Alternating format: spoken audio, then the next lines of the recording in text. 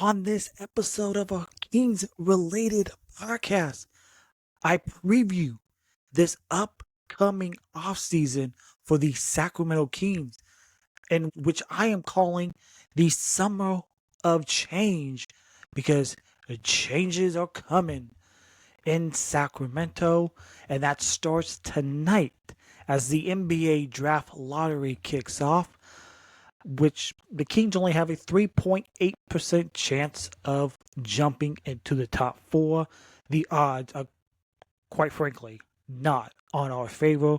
Plus, I give you some names that I'm hoping the Kings can go after this offseason to potentially fill that vacant hole that they need at the point guard position for this team, and why DeMar DeRozan, in my opinion, will not be a Sacramento King when we get to later down the line in this offseason and as we go to um, media day and into next season. All of that and more right now on our Kings related podcast. So let's get this thing started right now.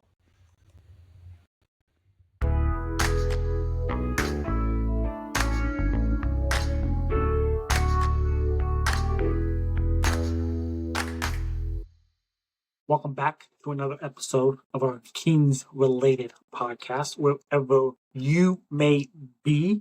And I'm recording this on Monday afternoon on May 12th. If you're watching this on YouTube, on our Kings related YouTube channel, please hit that subscribe button, hit that thumbs up, leave a comment down below, and hit that little notified bell whenever videos become available. That surely helps this channel grow. If you're listening on your preferred audio platform, Apple, Spotify, please hit that follow button, rate 5 stars, be much appreciated as well. Well, the Sacramento Kings offseason got started minutes after they were blown out on their home court in that 120-106 play-in loss against the Dallas Mavericks, where they fired or mutually agreed to part ways with then GM Monty McNair. And coming into this past season, the Kings, they came in with lofty aspirations coming into this season, but they were sure destined, like, for chaos from the start. Where after a 13-18 start to the season, you fire Mike Brown after a horrendous 5-game homestand in December. Doug Christie takes over on an interim basis, going 27-24 in those 51 games. Oh, by the way, you traded your All-NBA, All-Star point guard De'Aaron Fox right before the trade deadline. You got Zach LaVine back in return as part of that 3-team deal between Sacramento, Chicago, and San Antonio. And the Sacramento Kings were a team with no identity, no true point guard, and a bunch of questions going into this offseason, which got started pretty quickly. But now the Kings have their GM in Scott Perry, who the last time he was here, he only spent 3 months in Sacramento back in 2017 before he took the job with the New York Knicks. But hopefully Scott Perry's here a little bit longer than just 3 months. I bet he will. Doug Christie, who's got that interim tag removed, and he is now the full-time permanent head coach of this Kings team. And then Doug Christie started filling out his coaching staff, bringing in veteran veteran coach Mike Woodson as his top lieutenant. Mike Woodson previously spent time as the head coach of the Indiana Hoosiers in college basketball, and Mike Woodson also has head coaching experience um, with the Atlanta Hawks, the New York Knicks, and he also previously once played for the Sacramento Kings. And as I rewatched, going back to Scott Perry and rewatching um, his introductory press conference that he did, I believe it was 2 weeks ago. I believe it was 2 weeks ago because I believe Doug Christie was officially announced as the head coach last week. So I think it was 2 weeks ago that Scott Perry had his introductory press conference. And at that press conference, as I rewatched it, um, Scott Perry, he discussed the roster construction and the team's identity that's part of that. Where you got Zach LaVine, who's part of this core group that includes Malik Monk, DeMar DeRozan, who I believe, in my personal opinion, will not be on this team um, come this summer. As I think they'll look to move DeRozan. You got Keegan Murray, who's part of this core group, and then also you got Domantas Sabonis. But as we all know, as Kings fans, this summer will be a summer of change because changes are coming. And as Scott Perry noted in that press conference, the team's biggest deficiencies was to add more size, length, athleticism, defense, and the number one need for this team this offseason, a point guard. Because the Kings did not have a point guard this season. And another thing that I took from watching that press conference is I believe the identity of this Kings team is going to be defense first. And that's who Doug Christie is. Doug Christie is all about defense. If you watch Doug Christie, like Kings fans, like if you watch Doug Christie in the Kings uniform in those glory days, Doug Christie was all about defense, and I think that's what the Kings' identity is going to be under what Scott Perry and Doug Christie. I think it's going to be a defense first team. I think they're going to get guys that play defense. And and getting back offensively, if we look at the offensive side of the ball, I think we're going to see the Kings get back to where they were in that first season when they broke the 16-year playoff drought and made the playoffs for the first time since 2006. That free flowing, sharing the ball. Because if you watch the Kings post trade, when they traded Fox to San Antonio, you brought in Zach LaVine. The Kings did not do much of sharing. It was a lot of iso ball, isolation, a lot of stagnant offense. And that's when you got a guy like Domantas Sabonis who you can run your offense through. We didn't see a lot of that down the stretch on this Kings team, man.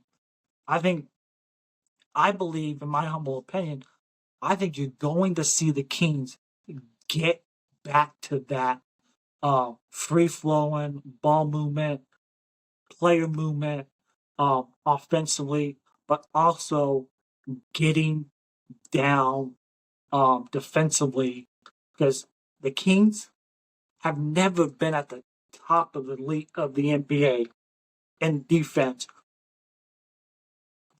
for a long time.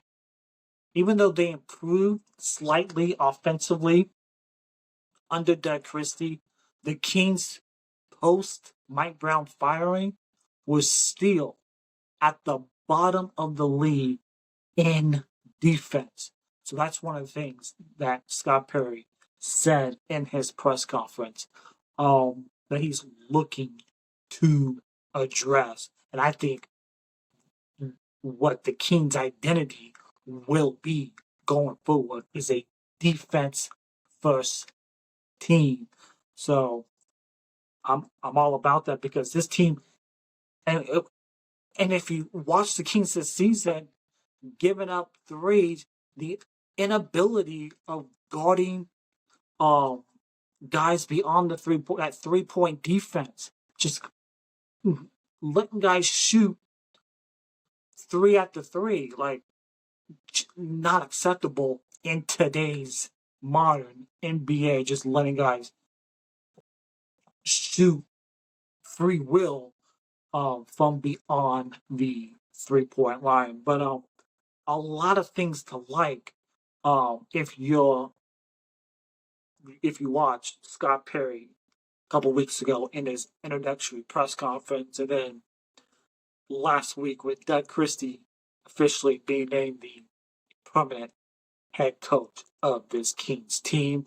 And you got the draft lottery tonight where the Kings only a 3.8% chance of jumping up into that top four and getting and keeping their pick, but we all expect the Kings to stay at 13, and that pick will finally move to the Atlanta Hawks as part of that Kevin Huerter trade from a couple of off seasons ago. So, and then after that, you got the NBA draft combine, and then I believe it's the end of June, you got the NBA draft. Kings, if they don't jump, they don't have a first round pick. But I also believe the Kings, they have the other picks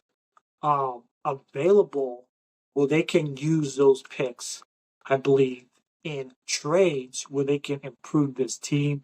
And just some of the names that I like, some of the free agents out there. You got free agents like Dennis Schroeder, who's going to be out there, point guards. You got Tyus Jones, who I've always been a fan of, who can run the point. You got Chris Paul, a veteran, future Hall of Famer, CP3. Um, LaMelo Ball, he's not a free agent. That's somebody who would have to acquire via trades from the Charlotte Hornets. I actually like the idea of LaMelo Ball in Sacramento with Sabonis. Another guy who I like, and another thing the Kings have to do, they gotta get younger.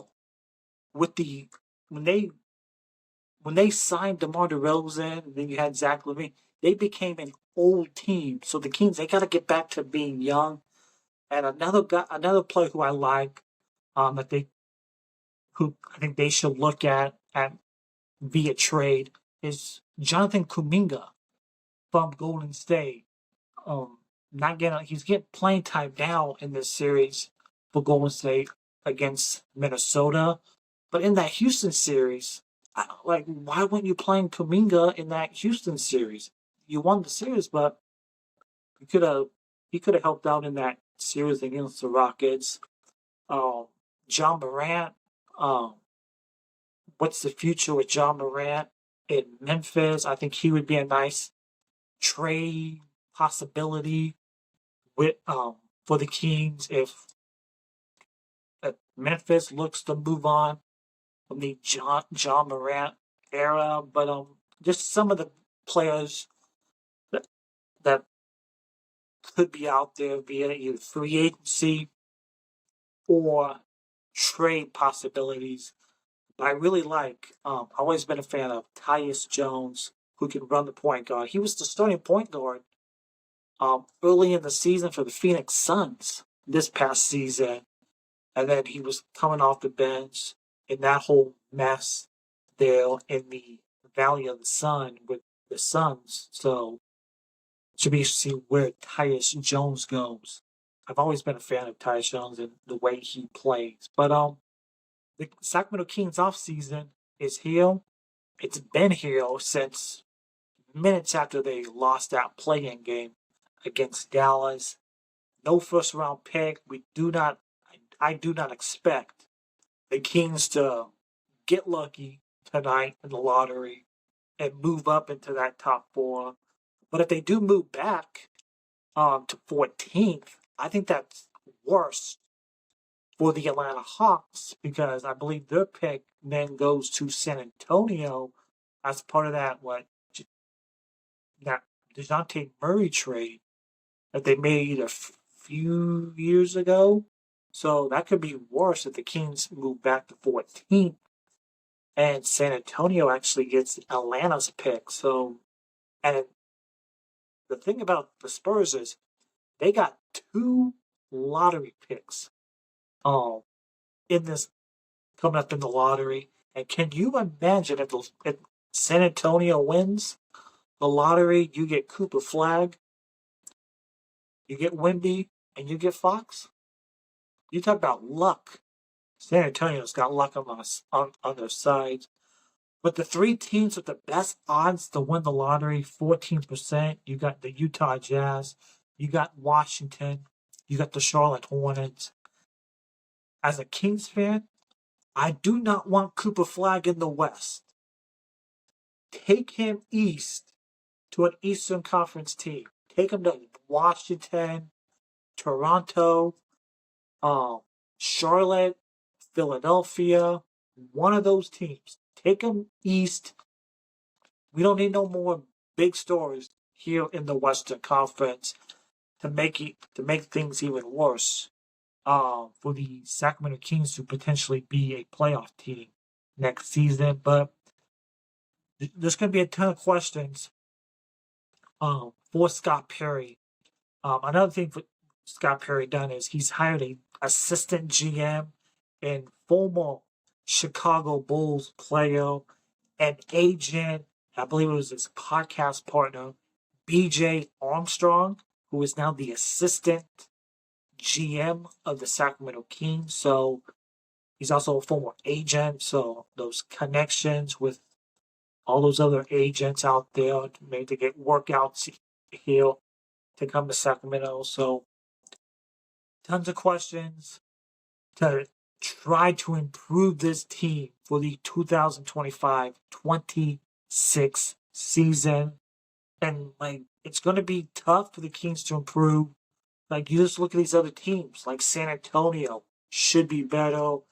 You get the Portland Trailblazers, who, if you did not see the Blazers this past season, they have taken leaps defensively as a team. I think they make that one move this offseason.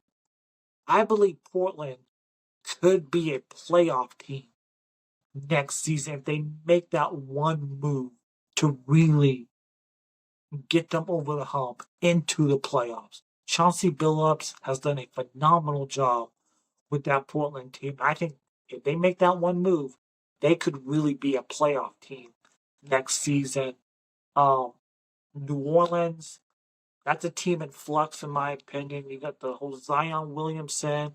You got a new front office there in New Orleans.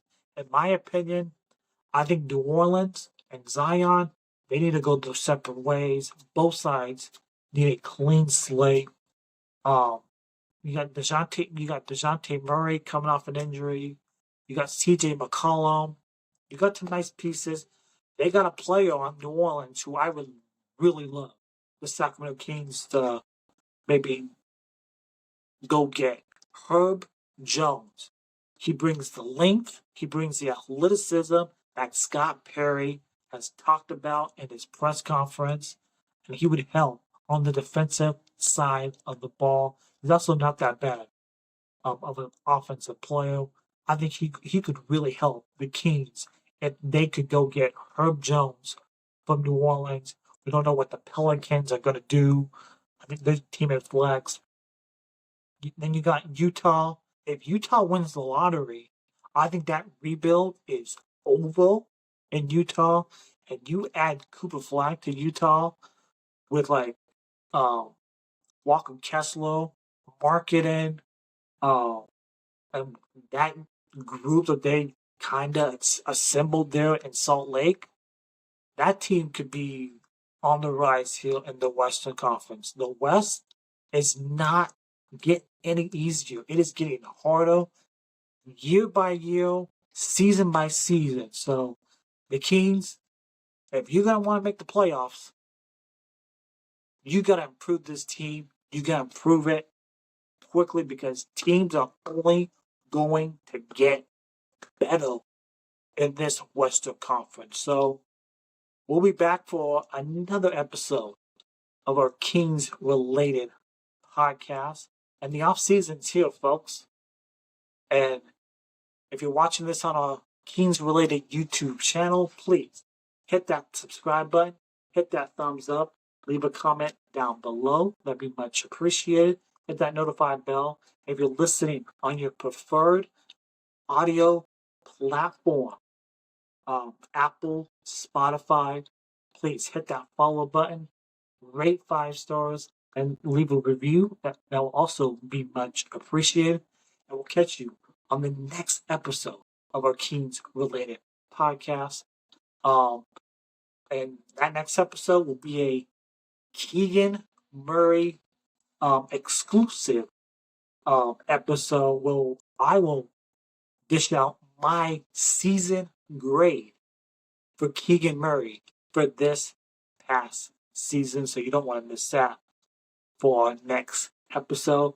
And as always, go Kings.